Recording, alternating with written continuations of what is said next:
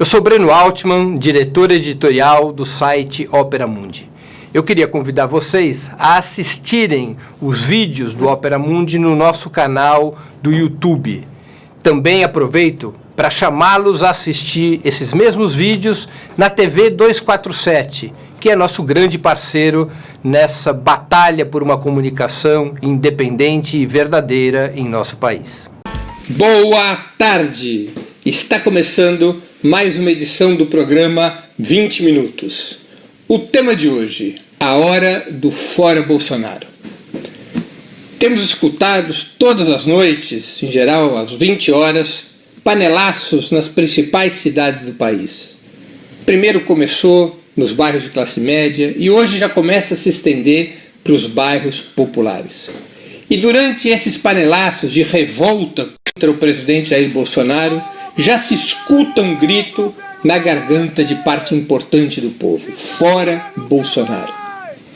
Esse grito representa a indignação crescente de amplos setores da sociedade com um governo que revela toda a sua incompetência, toda a sua pusilanimidade, todos os seus interesses mesquinhos na guerra contra o coronavírus. O governo Bolsonaro aferrou-se à defesa dos interesses capitalistas, aferrou-se ao seu terraplanismo, ao seu ódio contra a cultura e a ciência, a sua mentalidade paranoica a respeito da geopolítica internacional, e praticamente é o único presidente de país relevante que se coloca contra o isolamento social, que não preparou o país para uma situação de extrema tensão como a que a gente passa agora, que colide com governadores e prefeitos, que briga com o parlamento, que é um obstáculo para que o país se organize e possa ser vitorioso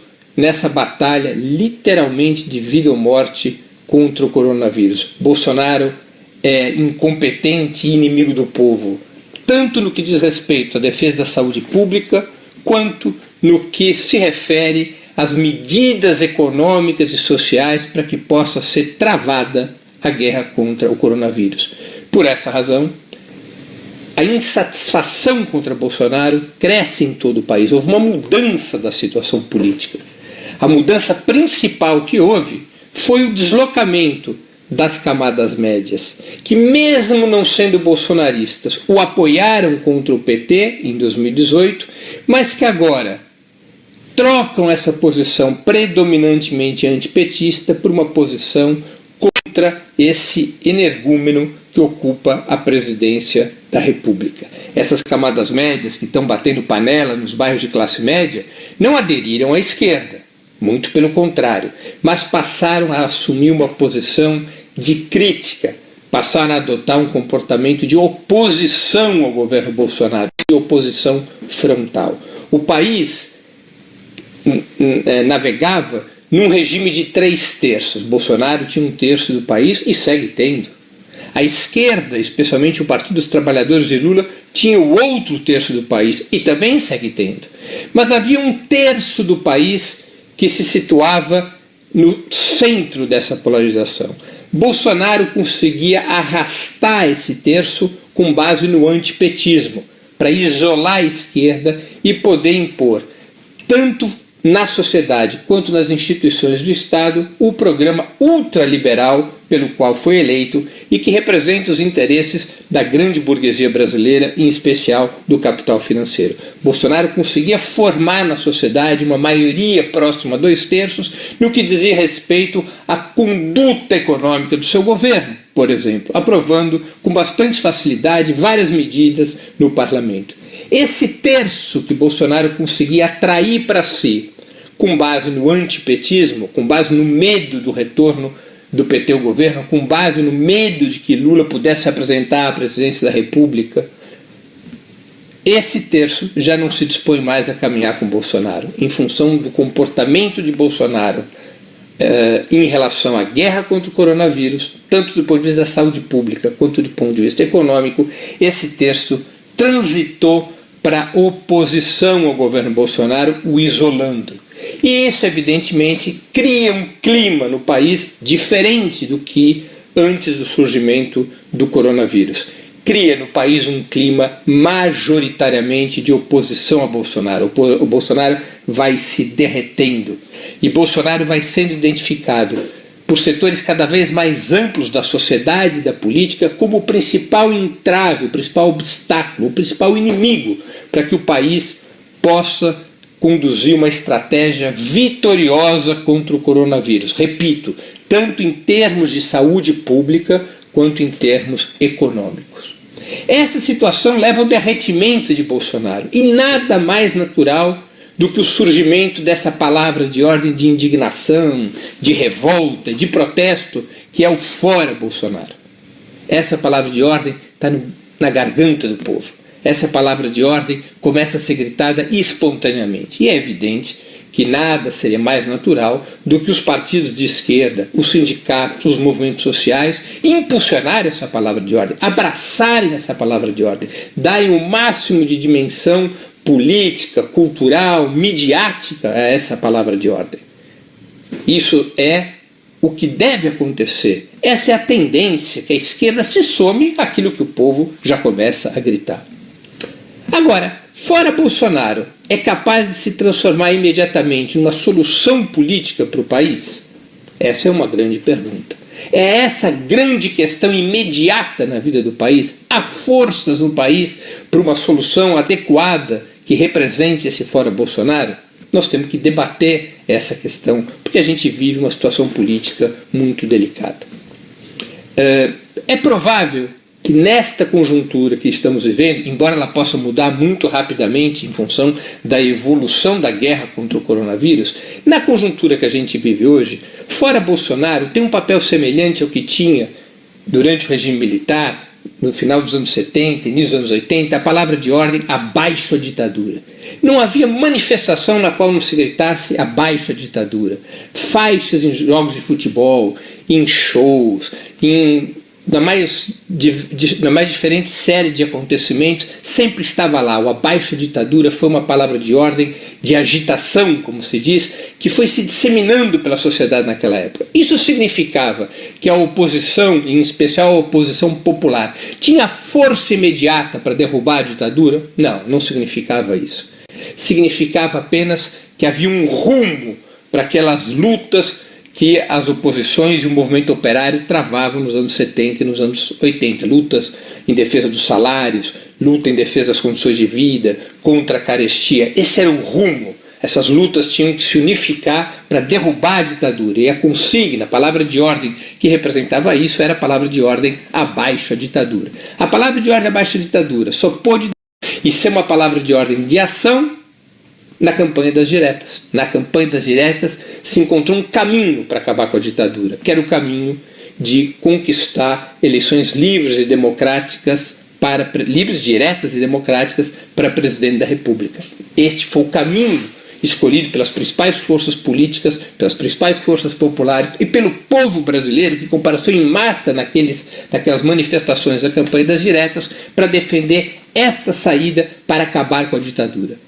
Vários setores da oposição, especialmente da oposição liberal burguesa, inclusive setores de esquerda que eram aliados da oposição liberal burguesa, quando é derrotada a emenda das diretas, preferem um outro caminho para pôr fim à ditadura, que foi a eleição de Tancredo Sarney pelo colégio eleitoral. Mas essa é uma outra história. O fato é que o abaixo a ditadura só vira uma palavra de ordem de ação quando as condições políticas estiveram maduras e permitiram o lançamento da campanha das diretas. Nós vivemos uma situação semelhante, embora os prazos sejam muito mais velozes, provavelmente. Neste momento, fora Bolsonaro, ainda não se constitui numa saída concreta, um caminho concreto para resolver os problemas do país. Ainda não é, como se diz na política, o centro da tática. O que é o centro da tática? A principal coisa a fazer numa determinada conjuntura. Embora não seja a principal coisa a fazer nessa conjuntura, ela orienta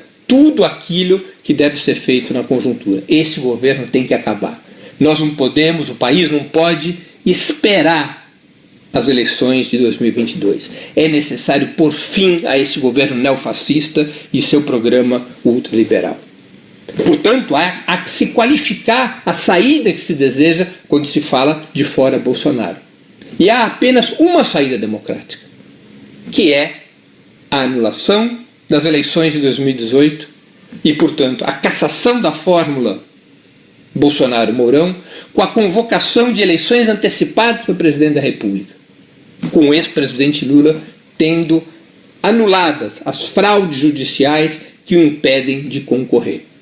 Essa é a única saída democrática. As outras saídas não colocam na mão do povo a decisão sobre o rumo da nação e correm o risco de trocar 6 por meia dúzia. As outras saídas são o impeachment, que além de ser um processo demoradíssimo, é um processo controlado pelo Congresso, e no Congresso dominam as forças oligárquicas, os partidos da velha direita, ou a renúncia, que coloca nas mãos do presidente da República a decisão sobre o que vai acontecer, e que representaria, tal como o impeachment, a substituição de Bolsonaro por Mourão. Ambos representam o mesmo projeto. Nessa semana a gente viu Bolsonaro, um aloprado de extrema-direita que confronta a estratégia de isolamento social, que se apega aos interesses capitalistas, que impede o desenvolvimento de medidas mais amplas e eficazes para garantir as condições econômicas de sustentabilidade da estratégia da guerra contra o coronavírus, mas Mourão tuita a favor do golpe militar de 64. Mourão se apresenta claramente como representante da tutela militar, e Mourão tem compromisso exatamente com o mesmo programa ultraliberal de Bolsonaro. Interessa ao povo trocar Bolsonaro por Mourão? Haverá grandes mudanças? Claro, tiraria-se um presidente aloprado por um menos aloprado, mas eles representam exatamente os mesmos interesses de classe, o mesmo programa que colocou o país na bancarrota que está hoje. Ao povo brasileiro, portanto, interessa apenas uma saída que coloque de volta nas suas mãos a solução do problema. E repito, essa saída é a antecipação das eleições presidenciais, com a cassação da chapa Bolsonaro-Mourão e a anulação das farsas judiciais que impedem a participação do ex-presidente Lula no processo eleitoral e de outras lideranças que eventualmente estejam na mesma situação. Além dessa ser a única saída democrática e, portanto, a saída que interessa ao povo, há que se discutir se nesse momento estão criadas as condições para que, fora Bolsonaro, seja a principal questão prática a ser resolvida. E aí nós temos que ser bastante cautelosos na análise, bastante realistas. Minha opinião é que essas condições ainda não estão amadurecidas para que, fora Bolsonaro, seja a questão prática fundamental da atual conjuntura, embora tudo possa mudar muito rapidamente. Não há nenhuma fração importante das classes dominantes que efetivamente queira trocar Bolsonaro. O que existe é um movimento de pressão envolvendo as instituições, envolvendo o empresariado, envolvendo meios de comunicação, envolvendo o próprio exército para moderar, para domesticar, para disciplinar Bolsonaro, para poder reorganizar a unidade do bloco conservador, mas sem enfrentar os riscos da troca do comando do Estado, que poderia empurrar a burguesia brasileira por uma gravíssima crise de hegemonia, abrindo caminho para uma saída popular. Eles têm medo disso e, portanto, não querem correr riscos. A substituição de Bolsonaro seria uma solução extrema, que a burguesia só recorreria se ela tivesse segurança de estar controlando o processo e se a substituição do Bolsonaro não representasse o risco de ser um estorvo para os seus interesses de classe, os interesses imediatos e os interesses que têm a ver com a reconstrução do país depois de vencido o coronavírus. Não há, portanto, efetivamente nenhum setor da burguesia que já esteja colocando o guiz no gato, que esteja colocando na ordem do dia o tema da substituição do Bolsonaro. Houve recentemente, ao contrário, por forças progressistas, um manifesto assinado por ex-candidatos presidenciais como Guilherme Boulos, Fernando Haddad, Ciro Gomes, pelo governador Flávio Dino, por outros governadores progressistas como Rui Costa, Fátima Bezerra. Houve a assinatura também dos presidentes dos partidos progressistas, como Gleisi Hoffmann, como a Luciana do PCdoB, como o Siqueira do PSB, num manifesto que pede a renúncia de Bolsonaro, denunciando Bolsonaro pelos crimes que já cometeu contra a nação, dizendo que não lhe resta outro caminho que não a renúncia. Foi uma posição importante desses líderes progressistas para deixar muito claro que Bolsonaro tem que ser afastado da presidência o mais rápido possível, que essa é a orientação geral. Mas é fato que isso não significa que uma solução concreta já esteja na ordem do dia. Ninguém acredita que Bolsonaro vai renunciar. Isso não está posto na atual conjuntura e tampouco há uma forte mobilização de massas nesse sentido, até por conta do coronavírus. O coronavírus impede um fator fundamental em qualquer movimento de troca de governo, que é massas na rua. Os panelaços são importantes, eles representam uma forma de pressão, mas não está posto um cenário no qual grandes massas do povo estejam em movimento e dispostas a derrubar um governo e abrir espaço para que um outro governo emerja através de um processo democrático.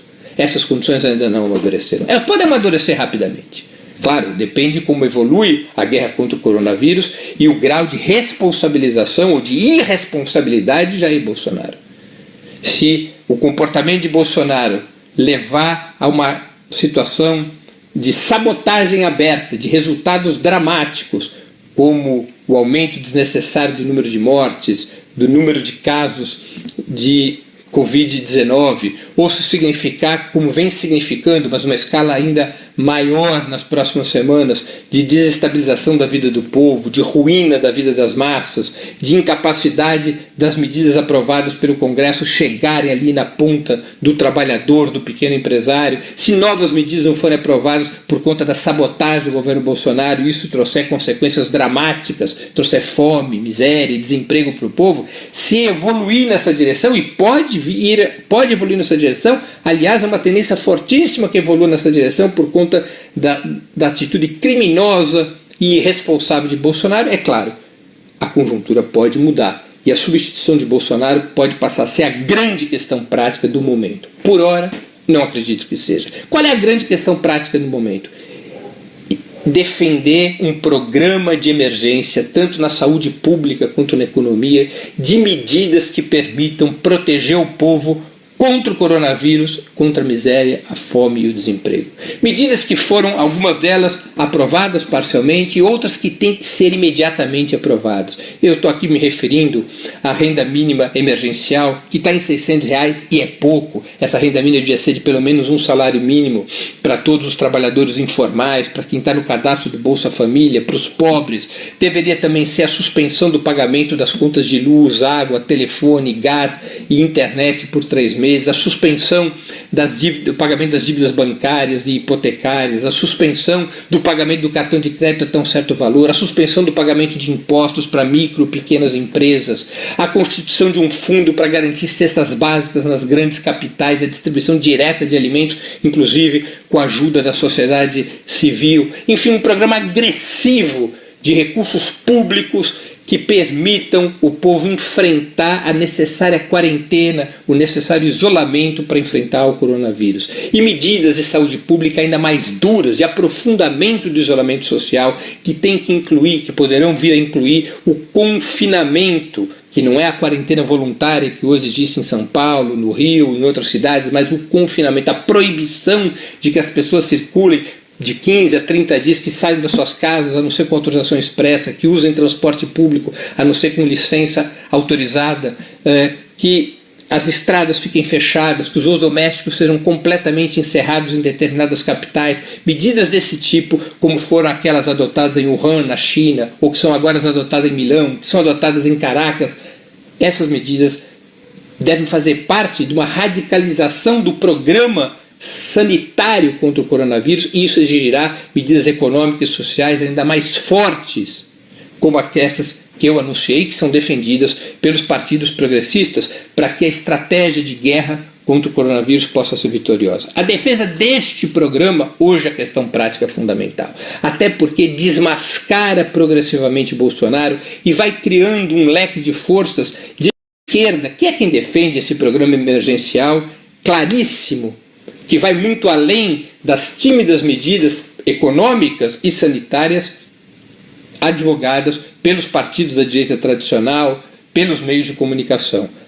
apenas as forças de esquerda têm apresentado um claro programa sanitário, econômico, social que permite ao país enfrentar essa guerra. E, portanto, a difusão desse programa, a defesa desse programa, a luta para que sejam aprovadas medidas desse programa no parlamento, a pressão, isso hoje é a tarefa prática fundamental, até para ir criando no seio do povo as condições para que, fora Bolsonaro, transite de uma palavra de ordem de agitação por uma palavra de ordem de ação capaz de ter o apoio de amplas massas em favor de uma saída democrática.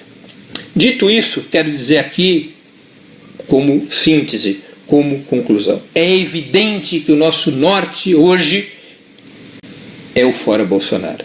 Qualquer força progressista, qualquer força popular que queira estar à altura da gravíssima crise que enfrenta o país e que enfrenta o mundo, tem que ter como seu horizonte a derrubada do governo Bolsonaro. E, portanto, essa consigna é a que representa esse espírito, fora Bolsonaro. Mas isso não significa que imediatamente essa é uma palavra de ordem de ação, que toda a artilharia, toda a capacidade, que é pouca, de mobilização dos setores populares, porque o coronavírus impede mobilizações maiores, que as articulações devam estar ao redor de uma solução prática para essa questão. Não, ainda as condições não estão maduras. E as condições somente amadurecerão se a esquerda for capaz de defender cada vez mais amplamente o seu programa de emergência para conduzir a guerra contra o coronavírus. Um programa que garanta renda e comida para a classe trabalhadora, crédito para a micro e pequena empresa, condições de vida e moradia para que as pessoas possam aguentar nas suas casas o longo período de quarentena e eventualmente de confinamento que teremos pela frente. E medidas sanitárias mais rigorosas de bloquear a circulação das pessoas para poder reduzir o ritmo da infecção pelo coronavírus. A defesa desse programa é, na minha opinião, que dará à esquerda autoridade para apresentar uma alternativa democrática sob a consigna fora Bolsonaro. A defesa desse programa é que permitirá uma inclinação das forças a favor de uma alternativa capitaneada pelas forças democráticas e populares, capitaneadas por uma coalizão de esquerda que leve o país na guerra contra o coronavírus a pôr abaixo o governo Bolsonaro e romper com o neoliberalismo, dando vida a um novo governo democrático, com um programa de ruptura com o neoliberalismo, com um programa de reformas estruturais, com um programa que tire todas as lições do brutal fracasso do capitalismo como sistema capaz de atender às necessidades das pessoas, como sistema capaz de garantir o próprio desenvolvimento da economia numa situação de grave crise como a que hoje nós estamos vivendo a partir do coronavírus.